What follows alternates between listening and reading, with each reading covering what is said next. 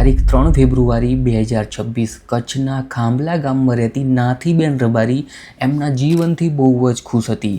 રબારી પરિવારનું પહેલાંથી જ સપનું હતું કે નાથીબેન પરિવારના કહેવા પ્રમાણે મેરેજ કરે, પણ ત્યાં સુધી 19 વર્ષની નાથીબેન રબારી 21 વર્ષના નવીન રબારીના પ્રેમમાં પડી જાય છે અને બંને જણા એકબીજા જોડે બહુ જ ખુશી અનુભવ કરે છે. પણ આ પ્રેમને પરિવાર કોઈ કાળે મંજૂરી આપતો નથી. જે નાથીબેનને એમના પરિવાર પર હદથી વધારે ભરોસો હતો, એ જ પરિવાર એમને એવી મોત આપવાનો હતો એ એમણે ક્યારેય સપને વિચાર્યું નહોતું. આ નાથીબેનના પ્રેમને પરિવાર મંજૂરી આપતો નહોતો અને નાથીબેનને ઘરે રહેવું હવે બહુ જ મુશ્કેલ થઈ ગયું હતું. ત્યારે જ નાથીબેન નવીન રબારી સાથે મળીને ભાગવાનો પ્લાન બનાવે છે. એક નવી જગ્યાએ જઈને નવી જિંદગી શરૂ કરવાનો પ્લાન બનાવે છે અને 3 તારીખે સાંજે 8 વાગે કીધા વગર ઘરેથી નીકળી જાય છે. આ વાત જ્યારે નાથીબેનના ફાધર વાંકાભાઈને ખબર પડે છે તો એ તરત જ એમના ભાણા સોમાભાઈને કોલ કરીને આખી વાત સમજાવી દે છે અને સોમાભાઈ ફટાફટ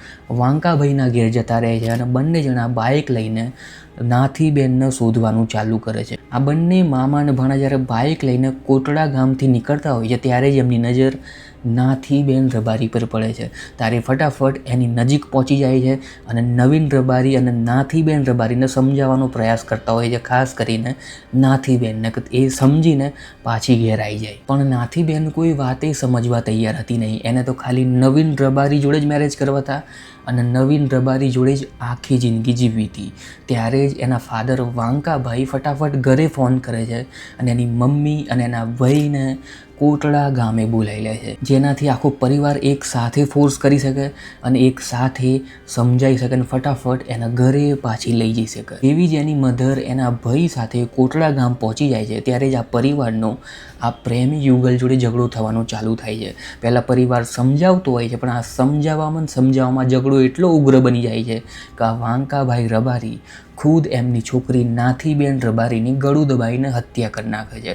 આ ગુસ્સાને જોઈને જ એમનો ભાણો સોમાભાઈ પણ નવીન રબારીની ગળું દબાઈને હત્યા કરી નાખે છે. આ હત્યા કર્યા બાદ આખો પરિવાર વિચારતો હોય છે કે આ લાશને આપણે ક્યાં ઠેકાણે કરીએ કે જેના લીધે આપણે પકડાઈએ નહીં અને આ વાત કોઈને ખબર પડે નહીં. જેવો જ આ બંનેનો જીવ જાય છે આખો પરિવાર ગભરાઈ જાય છે. અહીંયા પરિવારને એ બીક નહોતી કે એમણે એમની છોકરી અને એમના પ્રેમી નવીન રબારીની હત્યા કરી નાખી. અહીંયા પરિવારને એ જ બીક હતી કે ક્યાંક કોઈ એમને જોઈ ના જાય. ત્યારે જ વાંકા રબારીને એમનો ભાણો સોમાભાઈ રબારી એક પ્લાન બનાવે છે. એ ફટાફટ બંને લાશને લઈને કોટડાથી ખાંભલા ગામ વચ્ચે એક સુમસામ રસ્તા પર પહોંચી જાય છે. ત્યાં જઈને એમને એક કૂવો દેખાય છે. એ 100 ફૂટના કૂવાની અંદર જેવી એમની નજર પડે છે ત્યારે જ આખો પ્લાન એમના દિમાગમાં બની ગયો હતો. એ તરત જ એ બંને લાશને એ કૂવાની અંદર ફેંકી દે છે અને ફટાફટ પાછા ઘરે આવી જાય છે. અહીંયા ઘરે આવીને બંને વિચારતા હોય છે કે જો એ હવે પોલીસ સ્ટેશન જાય નહીં તો એમના પર શક થવાનો ચાલુ થશે પોલીસને.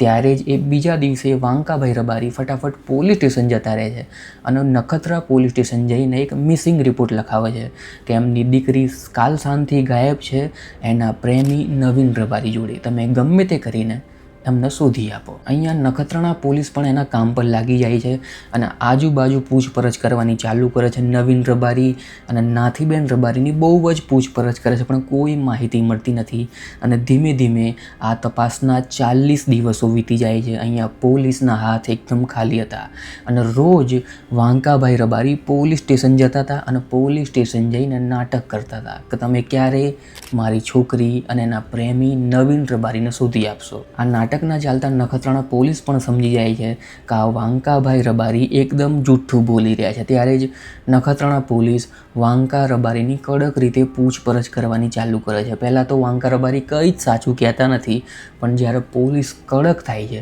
ત્યારે બધું જ સાચું કહી દે છે અને લાશની જગ્યા પણ બતાવી દે છે અને કૂવો પણ બતાવી દે છે જ્યાંથી એમણે લાશ ફેંકી હતી. એ કૂવાની અંદરથી આ બંને લાશને બહાર કાઢે છે. આ બંને લાશ ટોટલ 40 દિવસ સુધી એક કૂવાની અંદર પડી રહી હતી.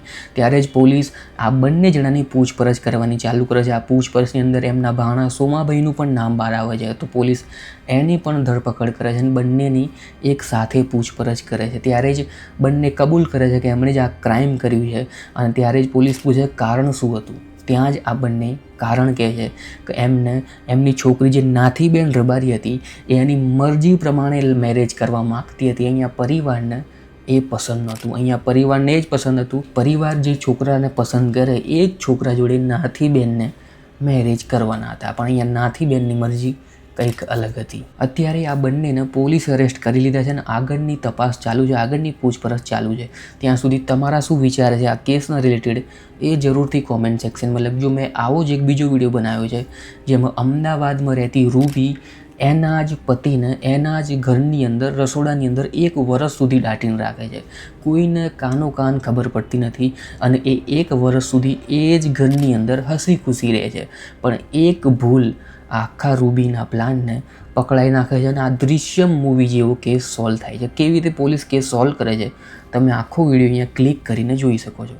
ત્યાં સુધી હું મળીશ તમને આગળના વિડીયોની અંદર. આ વિડીયો જો પસંદ આવ્યો હોય તો લાઇક જરૂરથી કરજો, આ વિડીયોને શેર જરૂરથી કરજો અને કોમેન્ટ જરૂરથી કરજો. Thanks for watching.